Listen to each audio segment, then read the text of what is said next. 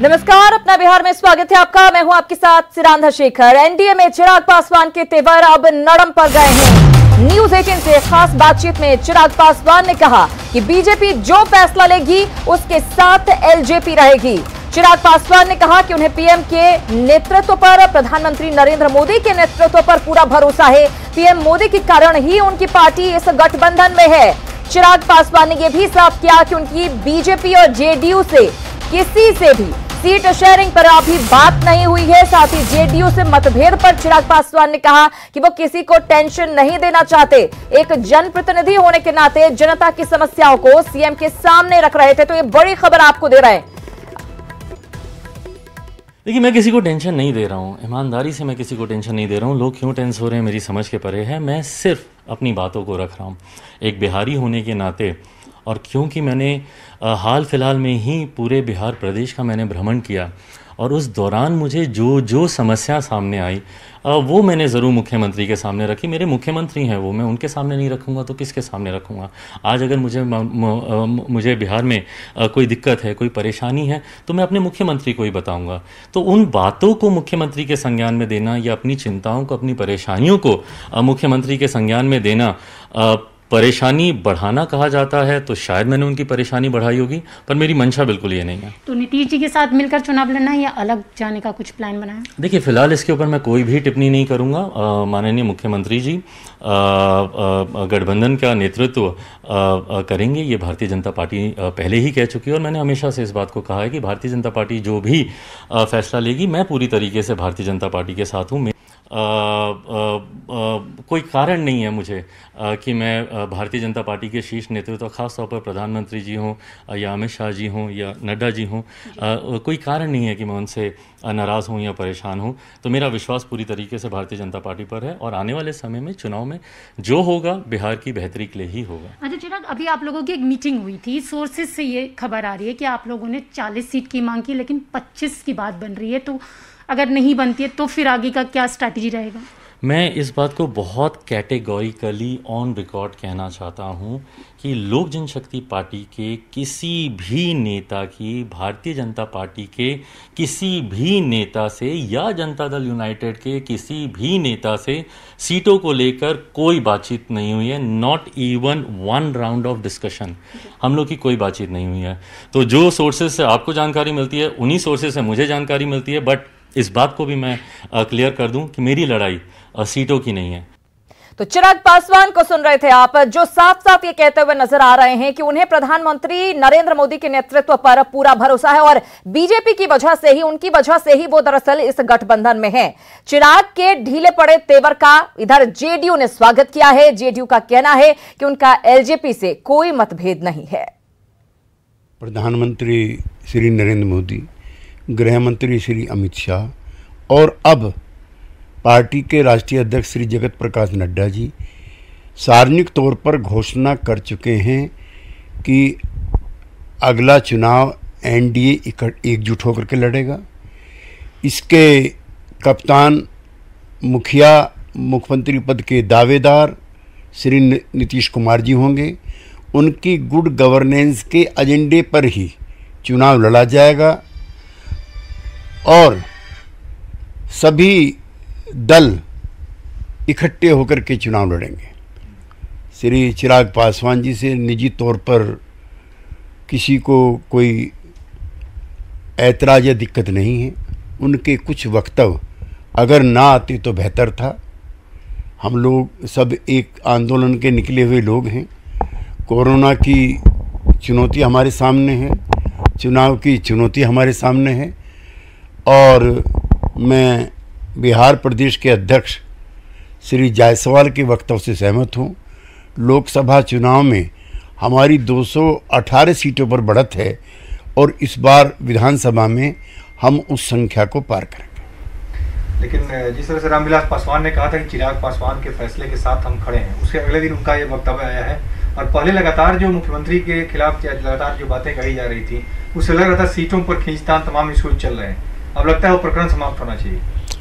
श्री चिराग पासवान को सार्वजनिक तौर पर श्री रामविलास पासवान अधिकृत कर चुके हैं। उनका वक्तव्य के बाद ये प्रकरण उनकी तरफ से समाप्त है, उसका हम स्वागत करते हैं। तो सीट शेयरिंग को लेकर ऐसा लग रहा था कि मनमुटाव दरअसल एलजेपी और जेडीयू के बीच है, लेकिन अब चिराग के तेवर नरम नजर आ रहे हैं और इसको लेकर बीजेपी का बयान भी सामने आया है। बीजेपी की तरफ से कहा गया कि गठबंधन में कहीं कोई मतभेद नहीं है, एनडीए के सभी घटक दल जो हैं वो पूरी तरह से एकजुट हैं।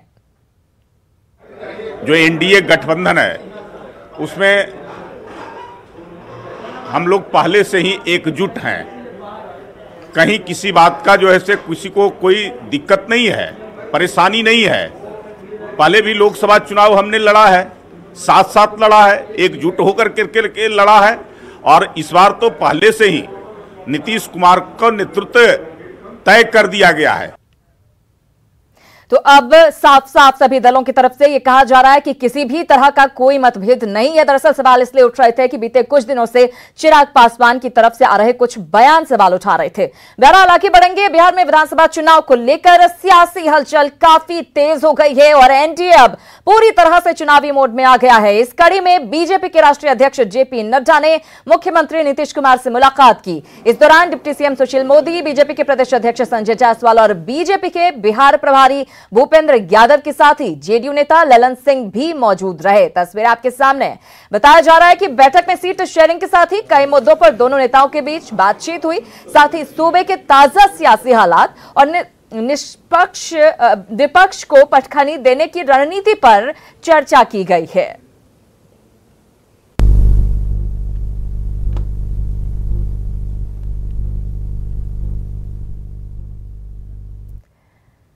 और बीजेपी अध्यक्ष जेपी नड्डा ने कहा कि बदलते बिहार के वो चश्मदीद गवाह हैं। जेपी नड्डा ने कहा कि पहले पटना सिटी में जाने में आधा दिन निकल जाता था, लेकिन जब से बिहार में बीजेपी जेडीयू गठबंधन की सरकार बनी तब से सड़कों का जाल बिछ गया और विकास के कई काम हुए हैं। आज मैं अभी पटनेश्वरी देवी जी के दर्शन करके आया, मां पाटन की देवी के दर्शन करके आया। पता ही नहीं चला चिड़िया तालपुर कहाँ है, पता ही नहीं चला रेलवे स्टेशन कहाँ है।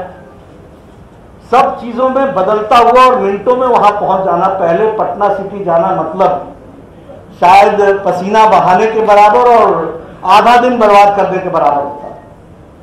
यह परिवर्तन हमने देखा है और यह परिवर्तन बिहार में जदयू और बीजेपी की सरकार के माध्यम से आया। तो बीजेपी के राष्ट्रीय अध्यक्ष जेपी नड्डा साफ साफ ये कहते हुए कि बदलाव साफ साफ नजर आ रहा है। इधर सुशील मोदी ने कहा कि एनडीए की प्राथमिकता विकास और सिर्फ विकास है। सुशील मोदी ने यह भी कहा कि लड़ाई 15 साल बनाम 15 साल की नहीं है, बल्कि 15 साल बनाम 45 साल की है। तो सुशील मोदी की तरफ से ये बयान सामने आया है। 15 साल बनाम 15 साल की लड़ाई नहीं है, ये लड़ाई 45 साल बनाम 15 साल की लड़ाई है। बिहार के अंदर जो विकास हुआ जब तक श्री बाबू बिहार के मुख्यमंत्री थे 1946 से लेकर 1961, 15 साल तक बिहार के मुख्यमंत्री थे। तो इसलिए जो विकास हुआ वो श्री बाबू के कार्यकाल में, या फिर कर्पूरी जी को बहुत कम समय मिला मुख्यमंत्री बनने का, लेकिन आप उस कालखंड को छोड़ दें तो बताएं कि बिहार का विकास कहां हुआ। इधर बीजेपी प्रदेश अध्यक्ष संजय जायसवाल ने एक नया नारा दिया है। संजय जायसवाल ने कहा कि मोदी है तो मुमकिन है और भाजपा है तो संभव है। प्रदेश कार्यालय में जेपी नड्डा की मौजूदगी में हुई बैठक के बाद प्रदेश अध्यक्ष संजय जायसवाल ने अपने संबोधन के दौरान ये नया नारा दिया है। बिहार विधानसभा चुनाव से पहले एक नया नारा बीजेपी की तरफ। और बिहार की जब एकरूपता होगी तो अब हम बेसलाइन पहुंच चुके हैं, इसके बाद छलांग लगाने का अवसर है। इस अवसर को मैं बिहार की जनता से अपील करूंगा कि चूकने का काम नहीं करे। और मैं अपनी बात समाप्त यही करता हूं, जन जन की पुकार, आत्मनिर्भर बिहार, मोदी है तो मुमकिन है, भाजपा है तो संभव है। बहुत बहुत धन्यवाद। और बीजेपी राष्ट्रीय अध्यक्ष जेपी नड्डा ने आत्मनिर्भर बिहार सॉन्ग को रिलीज किया। साथ ही आत्मनिर्भर बिहार का वीडियो और ऑडियो भी उसका भी लोकार्पण किया गया है। देखिए।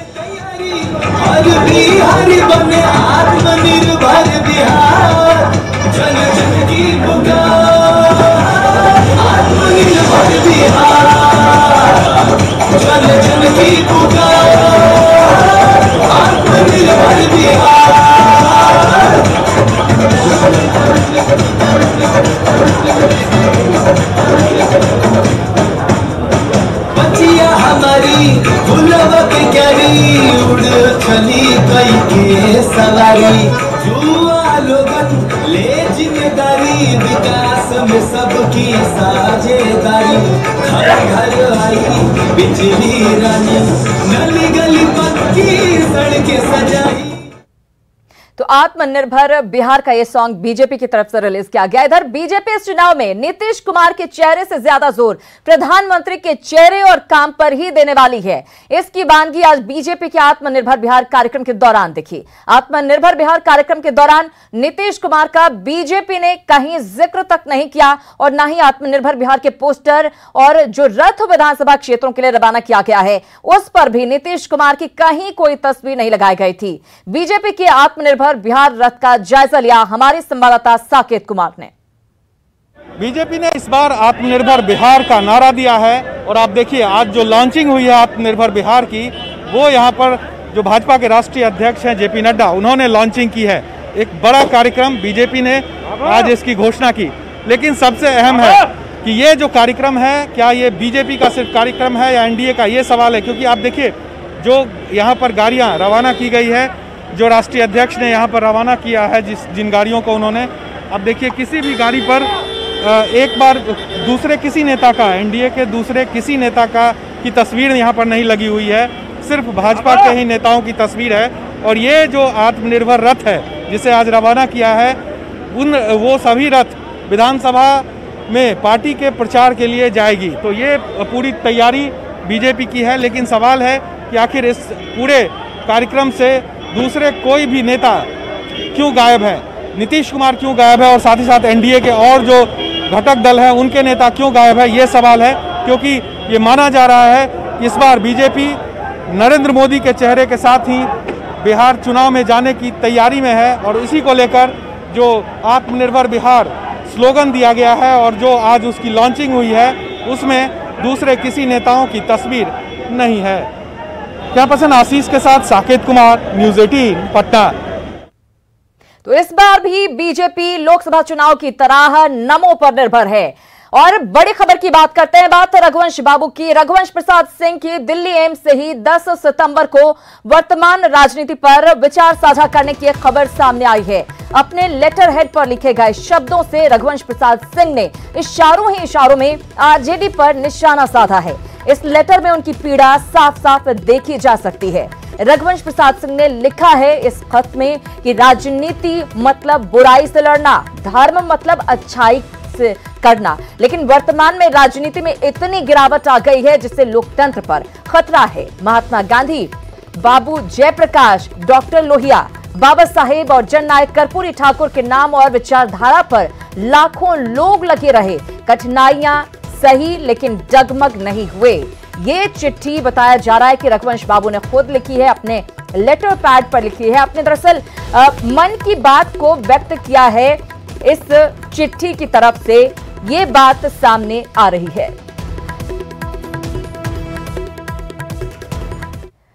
और इन सबके बीच खबर यह भी कि रघुवंश प्रसाद सिंह की तबीयत ज्यादा खराब है। फिलहाल वो दिल्ली एम्स में वेंटिलेटर पर हैं, जिनसे उनके परिवार के लोग काफी चिंतित हैं। रघुवंश प्रसाद सिंह के छोटे भाई रघुपति सिंह ने न्यूज 18 से कई मुद्दों पर बातचीत की। रघुपति सिंह ने बात की न्यूज 18 संवाददाता आनंद अमृतराज ने। हमारे साथ मौजूद हैं रघुवंश सिंह के छोटे भाई रघुपति सिंह। रघुपति जी, आपके भाई रघुवंश सिंह जो कभी आरजेडी के मजबूत स्तंभ माने जाते थे, आज उन्होंने आरजेडी को छोड़ दिया है और काफ़ी गंभीर स्थिति में अस्पताल में भर्ती हैं, क्या कहेंगे इस पर आप? देखिए, किसी भी कार्यकर्ता के लिए जो किसी पार्टी में या किसी विचारधारा में अपनी पूरी जिंदगी लगाया हो, उस विचारधारा से हटना एक तरह से समझिए कि उसकी मृत्यु के समान होता है।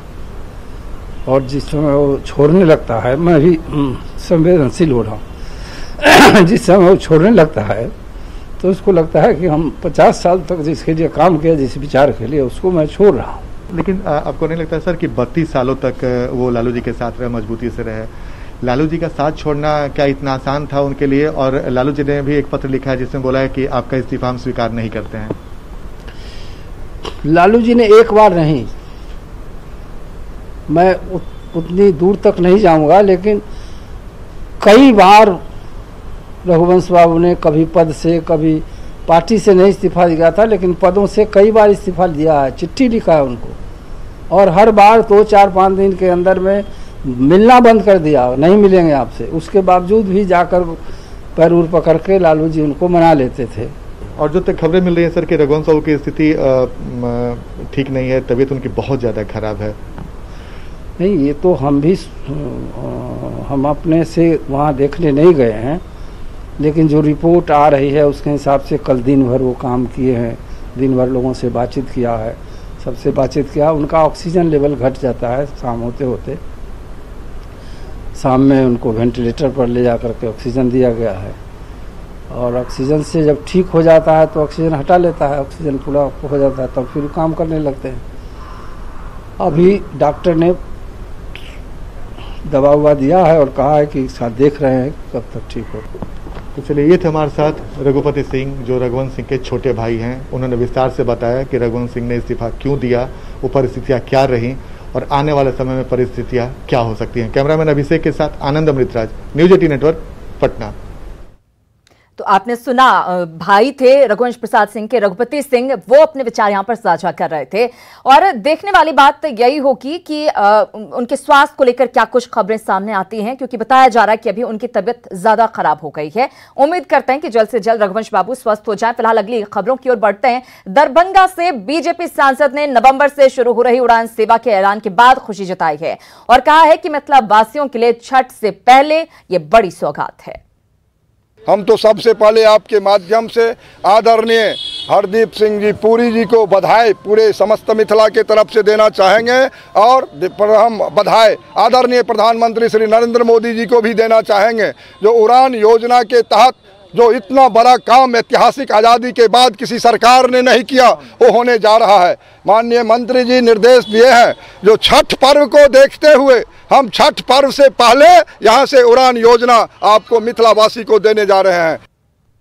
तो अब छठ इस बार का बहुत खास होने वाला है। चलिए खैर, अब देख लेते हैं चुनाव से जुड़ी 20 बड़ी खबरें।